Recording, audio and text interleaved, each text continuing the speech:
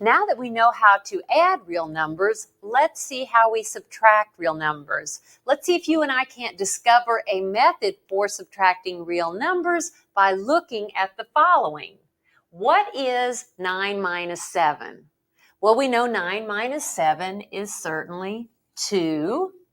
And now let's compare that with 9 plus a negative 7. Now you have to think a little bit on this one. We are adding two numbers with unlike signs. So remember, we subtract absolute values. 9 minus 7 is 2. And then we attach the sign of the number with the larger absolute value. 9 has the larger absolute value. It is positive. And so this answer is positive 2 or simply 2. So since this is 2 and this is 2, can you not agree with me then that 9 minus 7 must equal 9 plus a negative 7? In other words, 9 minus 7, since that's 2, it must equal 9 plus a negative 7. And in fact, this is how we will subtract real numbers. To subtract real numbers, we'll change the operation to addition and we'll take the opposite of that second number. So let's look at the following. Subtracting two real numbers. If A and B are real numbers, then A minus B is equal to A plus negative B. All right, so keep that in mind and let's practice subtracting real numbers. To subtract real numbers, we simply rewrite the subtraction as an equivalent addition problem, and then we know how to add real numbers. All right, so let's suppose we find 16 minus a negative 3. Now again, take the time to categorize these. We are subtracting two real numbers. So to subtract these two real numbers, we write down the first number, we change the operation to addition, and then we write down the opposite of the second number. What is the opposite of negative 3? The opposite of negative 3 is positive 3. So in fact, 16 minus a negative 3 is 16 plus 3, and that is, of course, 19. So that sum is 19. Let's continue subtracting real numbers. Let's suppose I have negative 6 minus 5. Once again, take a moment and categorize. We are subtracting two real numbers. So how do we subtract them? We write down the first number, negative 6. We change the operation to addition, and then we write down the opposite of the second number. The opposite of 5 is negative 5. And now we add. We are adding two numbers with the same sign, so we add their absolute values. 6 and 5 is 11, and we keep that common sign. So this answer is negative 11. Keep in mind now, we are subtracting real numbers.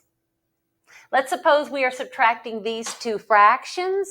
So it is the first fraction, negative 3/11. Change the operation to addition. What is the opposite of negative 5/11? It is positive 5/11, or simply 5/11. And now we are adding. We are adding two numbers with different signs or unlike signs. So how do we do that? We subtract absolute values. Now, if you need to, go off to the side. The absolute value of this number is 5/11. The absolute value of this number is 3/11. And we are subtracting absolute values. We're subtracting the fractions. Denominators are the same, so this is 2/11. So when we subtract absolute values, we get 2/11. And what is the sign of our answer? Well, it's the same as the sign of the number with the larger absolute value. Which number has the larger absolute value? Negative 3/11 or 5/11? 5/11 has the larger absolute value. It's positive, so My answer is positive 2 11s. Let's do this again. We are subtracting. Let's suppose we have to translate. Suppose I want to subtract. Let's subtract 9 from -4. Now be very, very careful with order here. Let's subtract 9 from -4. To subtract 9 from -4, I write this number first, and I am subtracting 9 from that number, -4. So translating, I have -4 minus 9. This becomes then, I'm subtracting two numbers. It's the first number added to the opposite of the second number. The opposite of 9 is -9. Now, how do I add two numbers with the same sign? I add their absolute values, and I keep that common sign. So subtracting 9 from -4, the result is -13. Practice adding and subtracting real numbers. Let's simplify the following. -10 minus a -8 plus -4 minus 20. If you'd like, let's just work from left to right and turn this into addition of real numbers. In other words, there's a number, then it's subtraction, next number, addition, next number, subtraction, and my final number. So it's -10. Since that's subtraction, I'll make that added to the opposite of -8. And what is the opposite of -8? It is +8, or simply 8. Then this is addition, so I'll just rewrite. Then this is subtraction, so change it to addition. And what is the opposite of 20? It is -20. Now this is all addition. Let's just add from left to right. So first, what is -10 plus 8? I'm adding two numbers with unlike signs, so I subtract absolute values. 10 minus 8 is 2. And what is the sign of the number with the larger absolute value? -10 has the larger absolute value. Its sign is negative.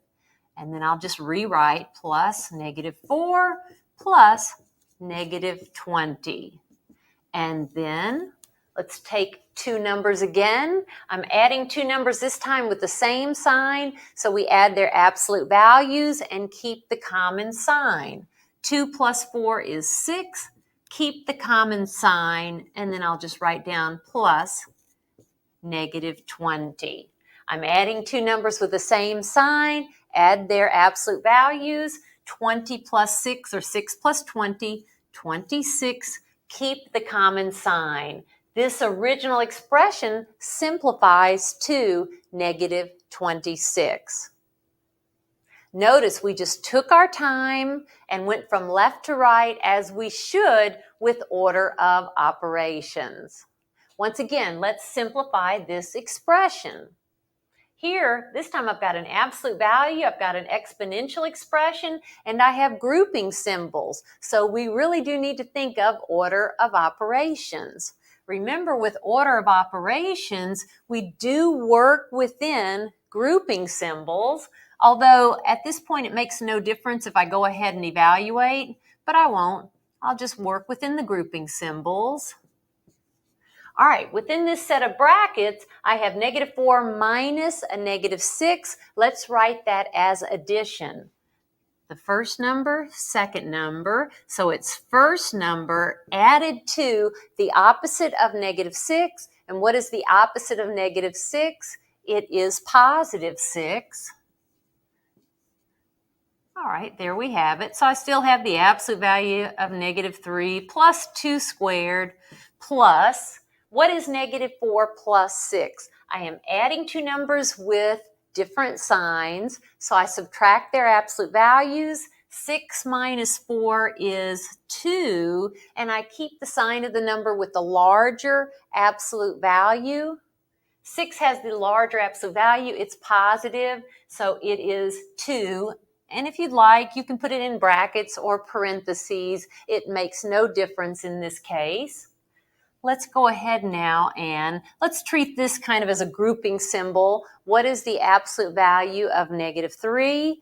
It is 3 plus, what is 2 squared? It's 2 times 2, or 4, plus 2. All right, I'm adding. 3 plus 4 is 7. 7 plus 2 is 9. So this expression simplifies to 9.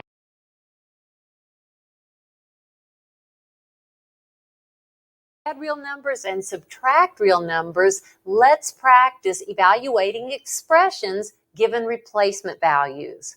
In other words, I'd like to evaluate this algebraic expression given these replacement values. So be very careful. I have 9. Now I'm rewriting this minus, and then x itself is negative 5. So x is negative 5 over, and then instead of y, I write 4 plus 6. Just be very, very careful here in the numerator. So in the numerator, I have 9 minus negative 5. I'm subtracting real numbers. That is the first number plus the opposite of negative 5, which is positive 5.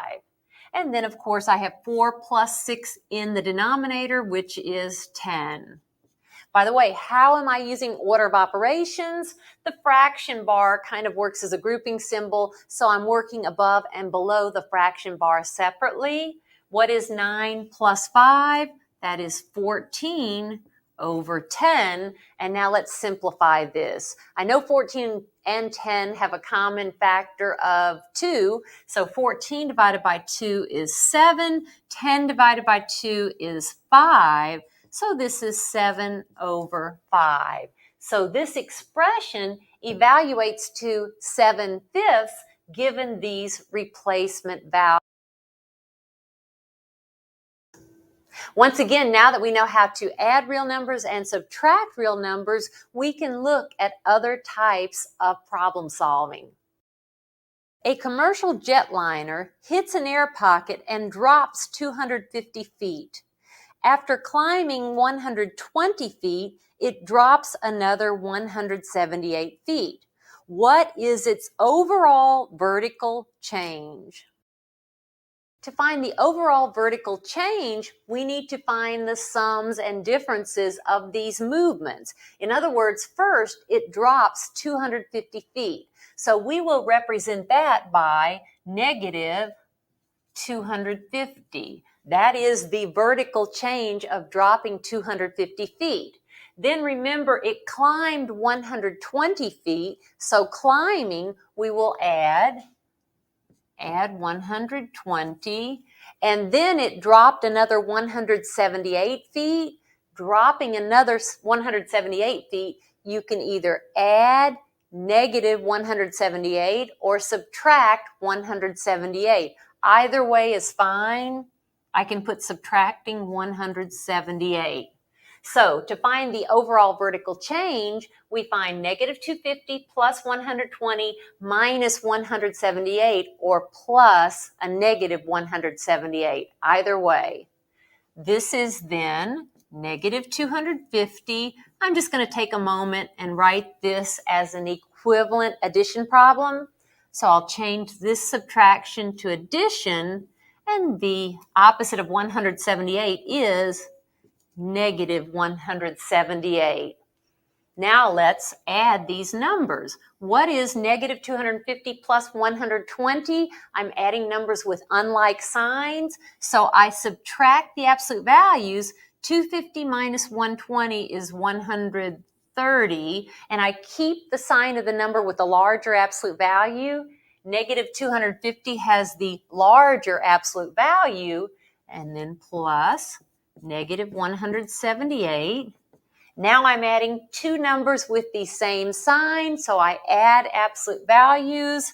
Let's see, that's going to be 308, and I keep the same sign. So the overall vertical change is negative 308. What does that mean in the context of the problem? It means that this plane has overall still dropped 308 feet. The overall vertical change is that it has dropped 308 feet.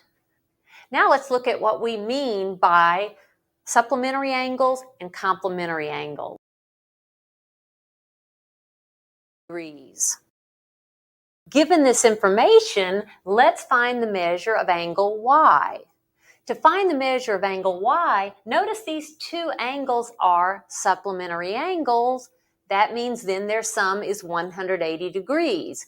If their sum is 180 degrees, then the measure of angle y is 180 degrees minus the measure of this angle, 50 degrees. So y is 180 degrees minus 50 degrees, and that is 130 degrees.